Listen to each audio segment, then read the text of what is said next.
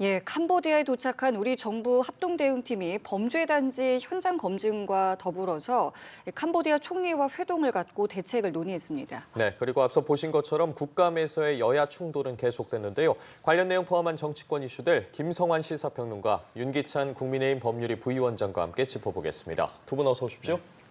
예, 안녕하십니까. 우리 정부의 합동 대응팀이 캄보디아 현지를 방문을 했습니다. 그리고 지금 말씀드린 것처럼 캄보디아 총리와도 이제 회동을 했고요. 오늘 이제 들려오는 소식에 의하면 우리나라 국민 2명이 송환이 됐고 앞으로도 이제 송환될 예정이다라는 이제 소식들이 들려오고 있는데 워낙 심각한 사안이기 때문에 국민들의 우려가 상당했는데 지금 들려오는 소식들 좀 어떻게 평가하고 계십니까?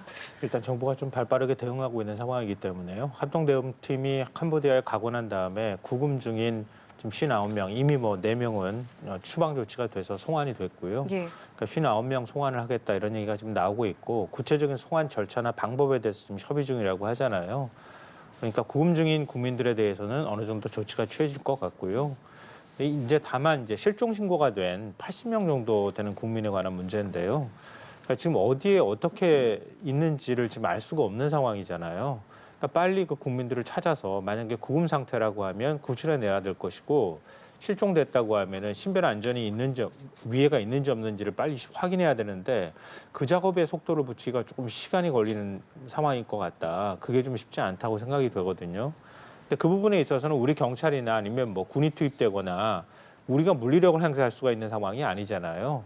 그러니까 캄보디아 현지 경찰이나 현지 공권력이 절대적으로 도움이 필요한 이런 상황이거든요.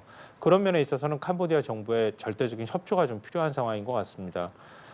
기존에는 뭐 범죄단체와 관련해서 뭐 유착관계가 얘기될 정도로 굉장히 미온적인 태도를 보였는데 우리 정부가 굉장히 적극적으로 이런 부분에 있어서 나서게 된다면 아무래도 캄보디아 정부도 한국인 보호나 뭐 실종자를 찾기 위해서 굉장히 속도감 있게 치안력을 동원하지 않을까 이렇게 기대해 봅니다.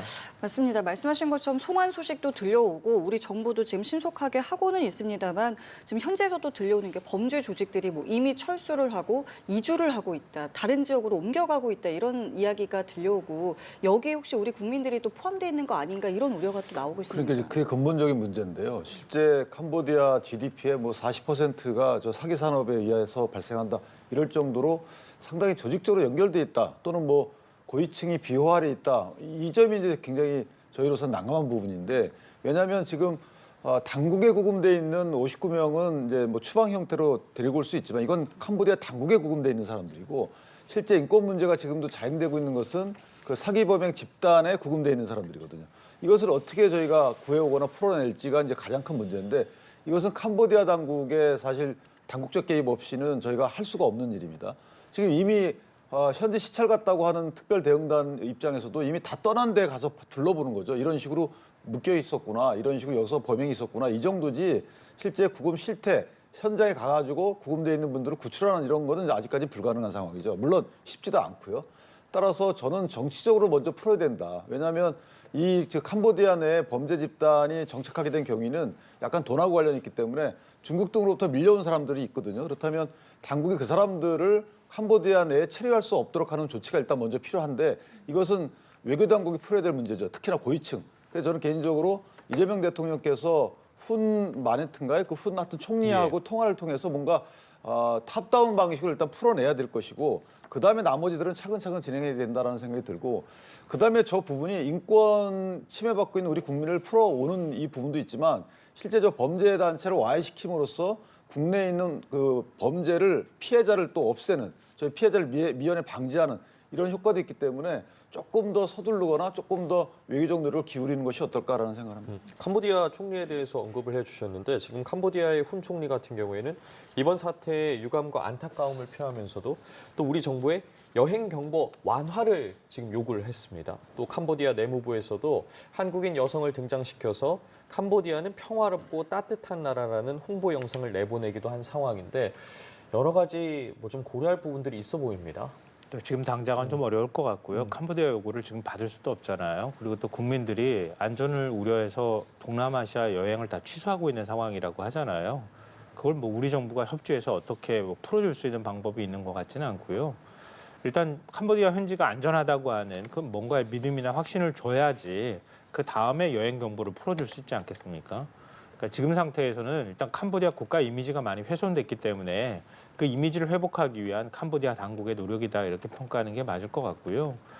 근데 이게 사실 풀기 좀 어려운 문제가 앞서도 말씀하셨던 것처럼 범죄 조직이 다른 곳으로 이동한다거나 아니면 주택가나 일반 평범한 국민들이 사는 곳으로 스며들어 버리거나 이럴 경우에는 감금 상태에 있는 국민을 찾기가 더 어려워진 상황이 될 거란 말이에요.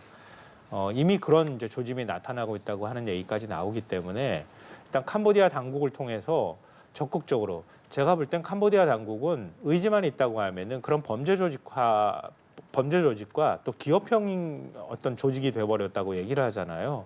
얼마든지 풀어주는 게 협상이 가능할 수도 있겠다 이런 기대를 좀 하고 있고요. 그리고 지금 이 문제는 그냥 단순히 캄보디아 한 곳만의 문제는 아닐 것 같거든요. 우리나라만 문제가 되는 것이 아니고 미국, 영국에서 국제 제재에 들어가는 것처럼 좀 아세안 국가들이 전체적으로 공조를 해서 좀 대응해야 할 필요도 있습니다. 왜냐하면 피해 국가가 우리나라만 있는 게 아니고요. 지금 인근에 있는 태국이나 미얀마 이런 국가들도 다 피해를 입고 있고 중국도 어찌 보면 가해국으로 자꾸 지목되고 있지만 또 피해 대상이기도 할 겁니다. 일본도 역시 마찬가지고요. 그래서 다음 주 26일 날 그 아세안 정상회의가 열리잖아요.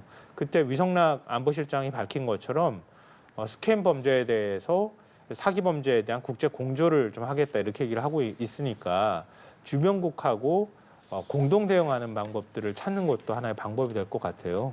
그러니까 그런 면에서 캄보디아 정부를 압박하고 국제 공조를 통해서 범죄 조직이 다른 나라로 이동하지 못하도록 하고 또 우리 국민들의 안전을 확인해서 데려오는 것. 이게 일종의 순서가 되지 않을까 싶습니다. 그러니까 어쨌든 우선순위가 있어야 된다는 말씀이신 건데 이게 늦어지면 저희로서는 또 이상한 결과가 나올 수 있는 것이 저희 우리나라 법 체계에서는 강요된 행위에 대해서는 범죄로 처벌하지 못해요. 그러니까 지금 감금돼서 그 보이스피싱 범죄에 이용당하는 우리나라 국민이 우리나라 국민한테 전하는 거거든요. 예. 그래서 우리나라 국민 입장에서 보면 나는 정할 수 없는 폭력에 의해서 어쩔 수 없이 한 겁니다라고 이렇게 변소하게 되면 사실상 처벌하기 어려워지죠. 그러니까 이런 그 어떤 환경이 범죄를 더 부추길 수 있는 이런 요소로 작용할 여지가 있기 때문에 저는 빨리 이거를 외교적으로 노력해서 이런 환경을 없애줘야 된다. 이런 생각. 그래서 지금 이재명 대통령도 게시물 같은 거 빨리 지워라 뭐 이런 것들 지금 대응 내놓고 있는데 이런 부분들 하면은 좀 줄어들 수 있을 거라고 그렇죠. 보세요. 대통령 그 말씀도 일리가 있는 게 지금 전방위적으로 움직여야 돼요. 그러니까 예. 감금자를 풀어내야 되는 것이고 그다음에 보이스피싱은 한국인한테 하는 거기 때문에 일단 한국인이 출국하는 부분 이 부분도 막아야 되고 출국의 유인체로 활용되는 여러 가지 게시물도 삭제해야 되고 이런 것들이 사실 한두 부처가 하는 것이 아니고 전방위적으로 움직여야 되는 것이다. 그 부분은 저도 동의합니다. 근데 알겠습니다. 이게 풀기 좀 쉽지가 않은 것이 이번에 이제 송환하려고 한 60명 정도 되는 국민들도 한국에 들어오지 않겠다고 얘기를 했다고 하잖아요. 상당수가. 예. 그러니까 한국에서 어떤 범죄를 저지르고 도피한 사람부터 시작해서 굉장히 다양한 성격을 갖고 있는 사람들이 있다는 거예요. 내가 가서 내 뜻은 아니었지만 감금 상태에서 범죄 행위를 뭐 했다고 생각하는 사람도 일부 있을 거고요. 각각의 사정이 다 다르기 때문에 범죄 연루 여부를 판단하거나 할 때 우리 만약에 송환해서 데리고 들어온 다음에도 그게 쉽지가 않을 겁니다. 그러니까 그럴 때도 캄보디아 당국이 기존에 수사했던 수사 기록을 받는다거나 국제 공조가 절대적으로 필요하거든요. 그러니까 그래야 이제 우리도 사법 처리 여부를 판단할 수 있을 거고요. 그리고 현재 있는 국민들 역시 마찬가지일 겁니다. 어떤 방식으로든 그 사람들도 각각의 어떤 사정들이 있을 가능성이 매우 높거든요. 그러니까 정말 빨리 구출이 돼서 빨리 이제 탈출해서 나와야 된다고 생각하는 정말 선의의 피해자도 있을 수 있고 그렇지 않은 사람도 있을 수 있기 때문에 그렇지 않은 사람들은 오히려 더 다른 데로 도망을 가거나 스며들어서 찾지 못하게 만들 가능성이 있어요. 그럼 거꾸로 우리 정부가 찾고 우리 국민이 도망가는 이런 역설적인 상황이 발생할 수 있거든요. 그러니까 그런 부분에 있어서 우리 정부가 일단은 단호하게 캄보디아 정부를 통해서 그런 사람들도 다 송환 대상에 포함시키도록 하는 그런 다음에 일단 우리 국민을 보호하고 난 다음에 그 다음에 그 사법 처리 문제는 처리할 수 있도록 하는 그런 순서대로 가야 되지 않을까 싶어요. 알겠습니다. 자, 이번에는 좀 주제를 바꿔보겠습니다. 이재명 정부에서 세 번째 부동산 대책이 나왔고요. 후폭풍이 정치권에서도 이어지고 있습니다. 먼저 이번 전체 대책에 대해서 여야 입장 먼저 들어보시죠. 수억, 수십억의 빚을 내서 집을 사게 하는 것이 맞습니까? 빚 없이도 집을 살 수 있는 시장을 만드는 게 맞다고 저는 생각을 합니다. 결과적으로 이재명 대통령은 서울의 무주택 서민들에게 서울 추방 명령을 내린 것이나 진배 없을 듯합니다.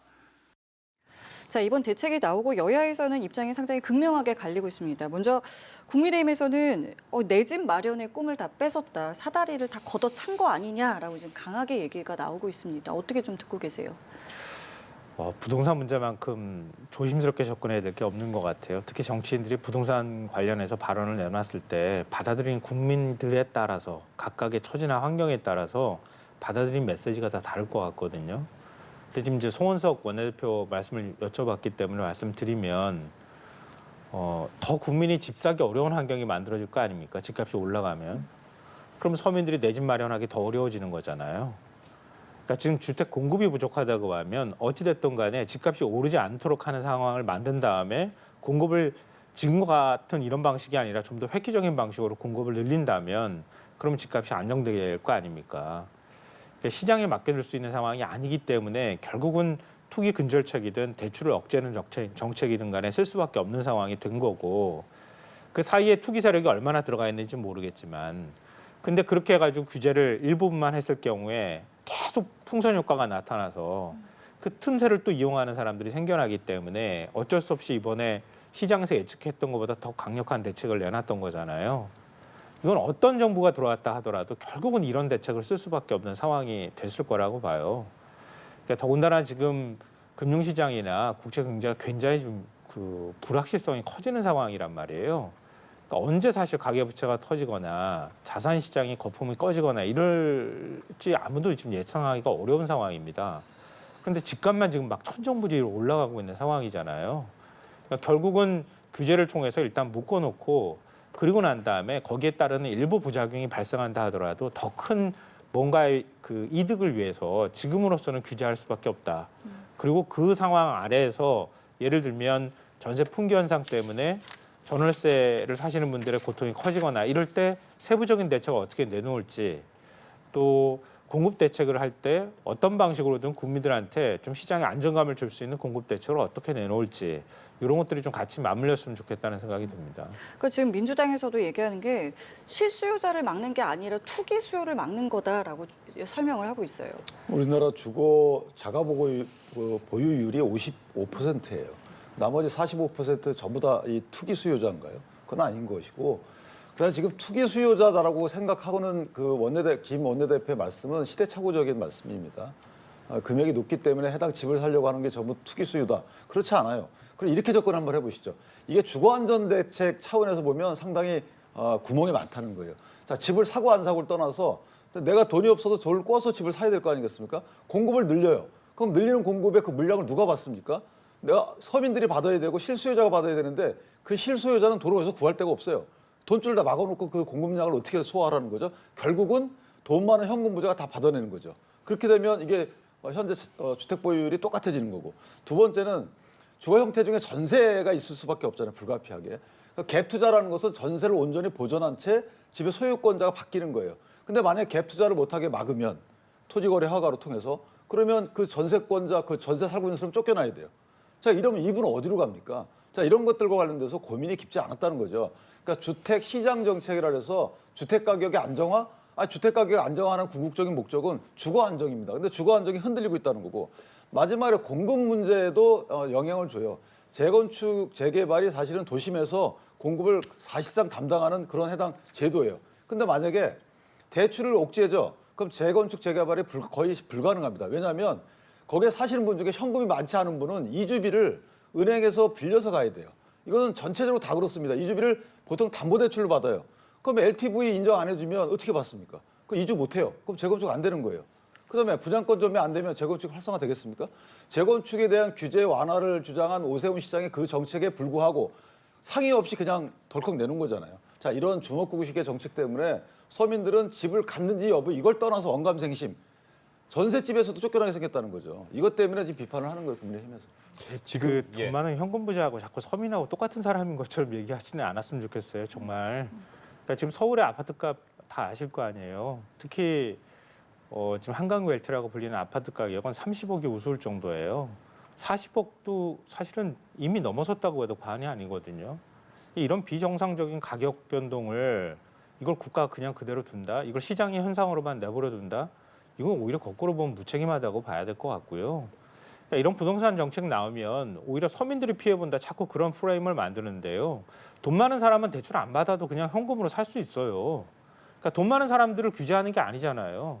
그러니까 부동산 거래 돈 많으면 한 40억, 50억씩 내가 현금 가져가서 집 사겠다 그러면 못 사게 하는 사람이 어디 있습니까? 아무리 토지 거래 허가제가 시행이 되고 있다 하더라도 얼마든지 살 수 있는 거 아니에요. 근데 대부분 말씀하신 것처럼 대출을 받아서 살 수밖에 없는 상황인데 그 과정에서 일부 투기 세력이 껴 있을 수도 있고 또 대출을 받아서 산다 하더라도 과도하게 대출을 받아가지고 집을 사야 된다고 하는 불안감들이 시장에 작동하고 있다고 하는 거예요.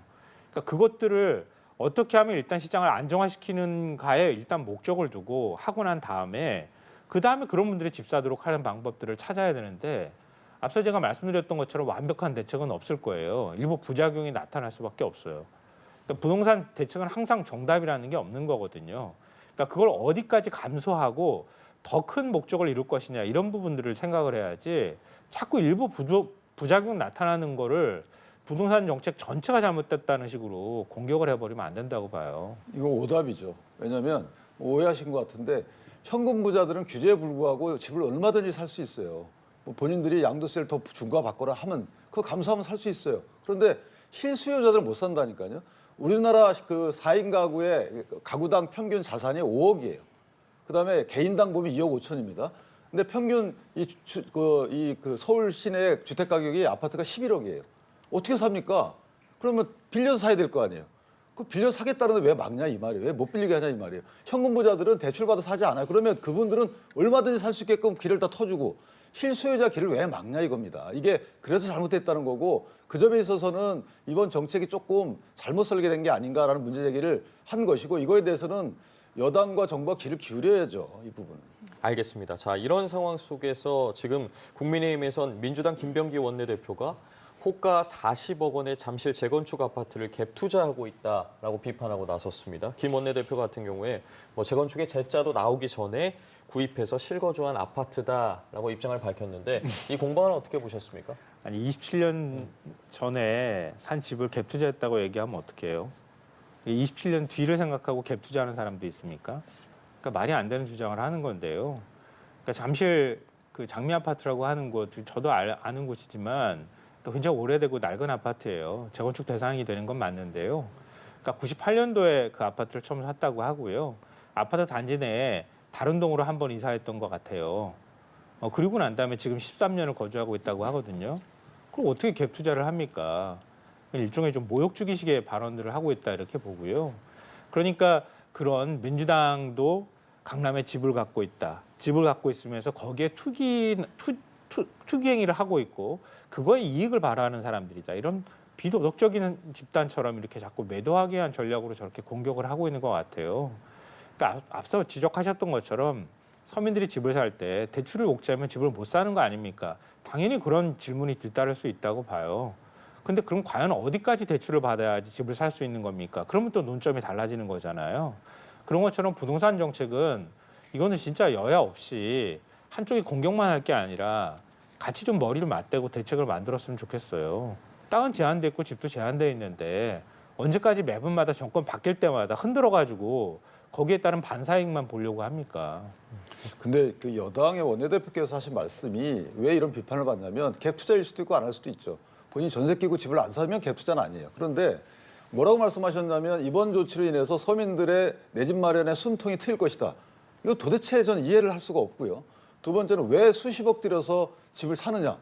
본인은 왜 수십억을 집에 잠겨놓습니까? 지금 살고 있는 거는 동작구 지역구에 가가지고 12억 원에 전세 주고 살고 있잖아요. 그러니까 갭 얘기가 나온 거예요. 원래 그분 말씀대로라면 그 집 팔고 왔어야죠. 근데 아니 일반 그 본인은 서민이 아니고 본인은 한참 윗사람인가요? 저 개인적으로 저런 말씀을 본인이 버젓이 할 수 있다는 거가 이해가 안 되는 거예요. 본인이 그 집에 살고 있고 그러니까 동작구에 살고 있고 뭐 수십억짜리 집을 소유하고 있으면 저런 말씀을 겸연쩍어서 사도 못 하겠어요, 저는. 어떻게 저런 말씀을 하면서 서민들로 하여금 숨통 틔워준다고 하고 서민들한테 왜 수십억짜리 집에 살 필요가 있냐? 왜 그 집 사냐?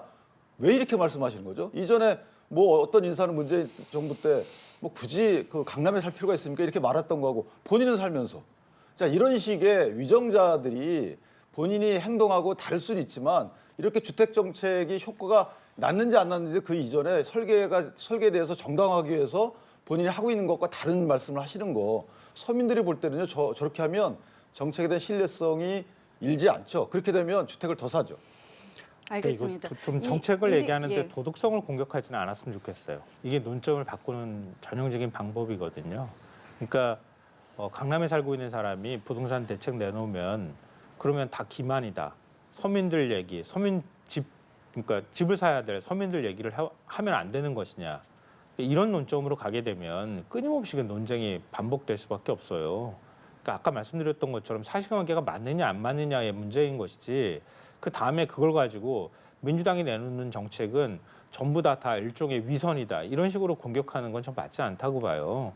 근데 지금 말씀하셨던 것처럼 김병기 원내대표의 얘기가 불편함을 주는 분들한테는 있을 수 있어요.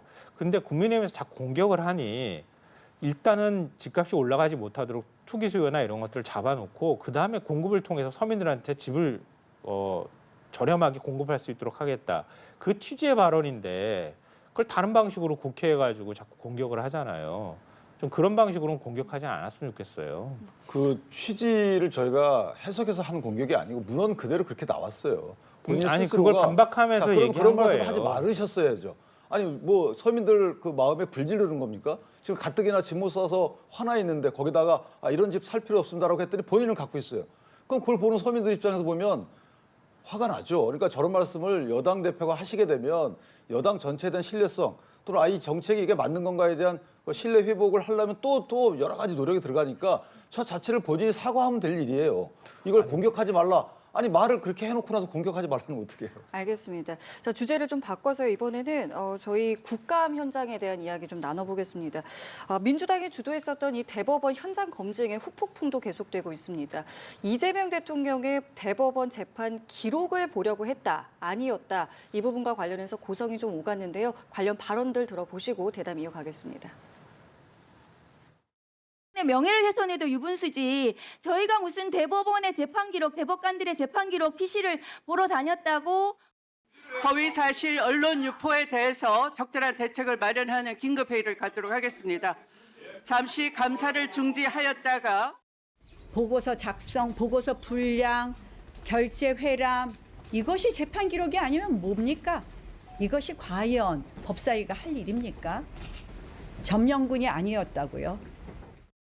대법관 증언하고 사무실을 늘려야 되면 대법 정도 늘려야 하니 이것을 보여드리겠다라고 해서 법원 행정처장의 안내에 따라서 갔습니다. 여기 그러니까 지금 이야기하고 있는 게 이게 재판 기록을 보려고 한 거냐 아니냐. 그럼 재판 기록을 어디까지로 생각하느냐. 이제 이 부분일 것인데 두 분께도 한번 여쭤볼게요. 지금 나경원 의원은 이야기를 한 거예요. 보고서 작성, 보고서 분량, 결재 회람 이게 재판 기록을 본 것이다. 재판 기록이 이것이다라고 주장을 하고 있습니다. 아니, 법원행정처에서 제출도 안 했는데 뭘 봤다 그럽니까? 그러니까 뭐 PC를 가가지고 직접 봤으면 모르겠는데 그것도 아니었던 거잖아요. 그러니까 현장 국감이라고 하지만 결국 국민의힘 의원들이 참석하지 않았잖아요. 결국 현장에서 파행이 이루어진 거고요. 그래서 법원행정처에 지금 전자기록을 보고 이 대법원에서 이재명 대통령 파기 환송심 결정을 내렸다 이렇게 얘기를 하잖아요. 근데 날짜도 안 맞고 말도 안 돼. 제가 볼 땐 말도 안 되는 주장을 하고 있단 말이에요. 또 전자기록을 또 보면 또 안 된다면서요. 왜냐하면 형사기록은 올해 10월부터 공식적으로 기록으로 인정할 수 있다고 한다면서요. 근데 전자기록을 보고 재판을 했다고 얘기를 하니 말도 안 되잖아요. 근데 그 관련돼 있는 자료를 제출해달라고 얘기를 했는데 제출 안 해줘서 못 받은 거고. 그리고 조희대 대법원장하고 점심 식사도 같이 했다면서요. 민주당 의원들하고 서로 덕담 오고 갈 정도로.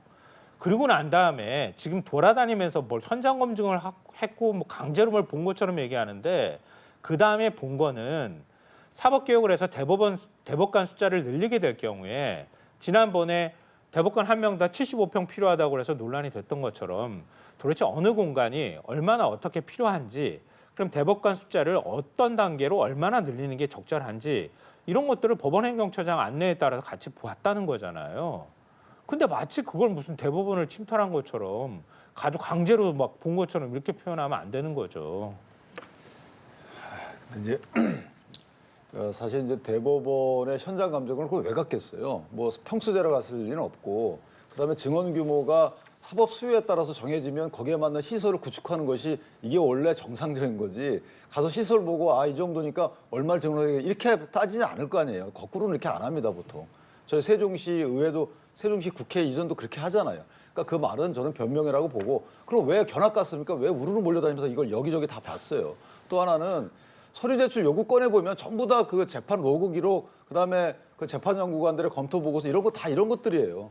그러면 재판 관련된 과정을 다 보겠다는 거기 때문에 민주당의 저 해명도 납득은 안 된다. 그리고 방금 말씀하신 것 중에 서면 재판이 원칙이 됐다고 하는데, 서면 재판이 원칙이 됐다고 하면 이게 송달할 때 이럴 때 서면으로 해야 되고, 그다음에 재판부 완본 기록을 서면으로 해야 된다는 것이지, 거기에 관련된 12분의 재판관들이 다 서면으로 다 기록 검토해야 된다는 건 아니에요. 그건 전현희 의원께서 잘못 이해하신 거고, 이런 여러 가지 취지를 종합해 보면 민주당의 해명이 저는 사실 글쎄요, 그대로 믿기는 어렵다 이렇게 생각합니다. 알겠습니다. 이번에는 과방위 국정감사 상황을 좀 살펴보도록 하겠습니다. 앞서 두 분과의 대담 직전에 저희가 국감에서 나왔던 말말말 통해서 모여서 영상으로 보여드렸었는데, 민주당 김우영 의원과 국민의힘 박정은 의원 간의 욕설 공방, 또 전화번호 공개 논란이 이어지면서 국감이 수차례 중단이 됐습니다. 지금 본질적인 정책이나 현안 검증 시작도 못한 채 정쟁으로 시간이 흘렀거든요. 이 상황 좀 어떻게 보셨습니까? 이제 그만하시면 좋겠다. 그만할 때도 됐다 이렇게 생각하고요. 누구 책임이다 이렇게 말하기도 어려운 상황이 이제 이미 돼버린 것 같아요. 그러니까 서로 꼬리에 꼬리를 물고 지금 아니다. 서로 상대방이 잘못됐다 이렇게 얘기를 하고 있잖아요. 이제 한번 처음에 감정이 사람이니까 국회의원도 그러니까 거기에 대해서 감정이 격화될 수도 있을 거고요. 상대방의 의혹 제기에 반박하는 차원에서 갑자기 생각이 나서 일종의 이제 그 문자 메시지, 욕설 문자 메시지 받은 것도 공개했을 수도 있다고 보지만, 그럼 그때에서 끝났어야죠. 또 뒤끝도 길게 계속 그걸 가지고 지금 싸우고 있잖아요. 결국 비공개 전환하는 이런 모습들을 보이는데, 좀 국회의원이 더 이런 모습을 좀 국민들한테 안 보여줬으면 좋겠어요. 끝낼 수 있으면 빨리 끝내시는 게 좋겠다고 조언 드리고 싶네요. 저거는 고화방위 최민희 위원장께서 운영을 조금 아쉬운 점이 있죠. 왜냐하면 저 정도 되면 언론에 퇴장 명령을 내릴 게 아니고 저 두 분에 대해서 퇴장 명령을 내렸어야 돼요. 왜냐하면 거의 사적, 지극히 사적인 내용 갖고 서로 초등학생에 비유할 만한 내용으로 싸우고 계시잖아요. 그 두 분은 글쎄 적대적 공생인지 모르겠는데 씬 스틸러가 되겠죠. 그래서 두 분을 지지하는 분들은 잘한다라고 하겠지만 저거는 진짜 아니죠. 왜냐하면 정책이나 국감 내용 갖고 서로 저렇게 공방을 하신다면 그나마 이해를 하겠는데, 뒤에 기다리시는 분 6시간 동안 기다렸다는 거 아니에요. 참고인 증인들이. 도대체 뭐 하시는 건지 모르겠고, 다음에 한 번 더 저러면 최민희 위원장께서 저거는 퇴정 명령을 내려야 된다고 봅니다. 근데 최민희 위원장은요, 부끄러워서 언론에 공개 못했다고 보는 게 맞을 거예요. 이 모습이 그대로 일부 취재 기자들이 어떻게 왜곡을 하든 아니든 간에 이걸 어떻게 국민들한테 그대로 보여줍니까? 그대로 보여줘야죠. 그대로 보여줘야지. 그러니까 부끄러움을 알기 때문에 그런 거예요. 아니, 그러니까 위원장으로서 아까 그대로 말씀하셨던 보여줘야지 것처럼 다음부터 정신 차리고 저렇게 안 할 것이죠. 이미 다 보여줬어요. 그러니까 최민희 위원장으로서 아까 말씀하셨던 것처럼 질서 유지 빨리 하셨으면 좋겠다고 생각해요. 알겠습니다. 저희 오늘 두 분 말씀도 여기까지 함께하도록 하겠습니다. 지금까지 김사관 시사평론가, 윤기찬 국민의힘 법률위 부위원장과 함께했습니다. 두 분 감사합니다. 네, 고맙습니다.